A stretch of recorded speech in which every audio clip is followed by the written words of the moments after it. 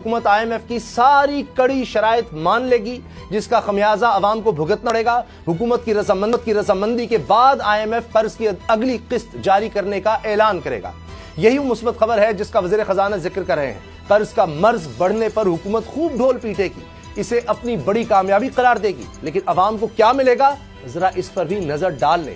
IMF بجلی اور gas کی قیمت میں اضافے پر فوری عمل چاہتا ہے، سبسڈی کا خاتمہ چاہتا ہے۔ حکومت نے ہاں کر دی تو پھر بجلی اتنی مہنگی ہوگی کہ عوام بجلی کے بل دیکھ دیکھ کر روئیں گے۔ IMF کا دوسرا بڑا مطالبہ پیٹرولیم لیوی کو بڑھا کر 50 روپے تک کرنا ہے۔ یہ مطالبہ مانا گیا تو پھر 15 فروری کو پیٹرول کی فی لیٹر قیمت 300 کا ہندسہ بھی پار کر سکتی ہے۔ اب آپ خود اندازہ لگائیں کہ اس میں عوام کے لیے مثبت خبر کون سی ہے۔ ستم یہ ہے کہ ہماری سیاست جھوٹ کے گرد ہی گھومتی ہے۔ PDM نے حکومت لی مہنگائی ختم کرنے کے نعرے پر، حکومت میں آ کر صرف اپنے مقدمے ختم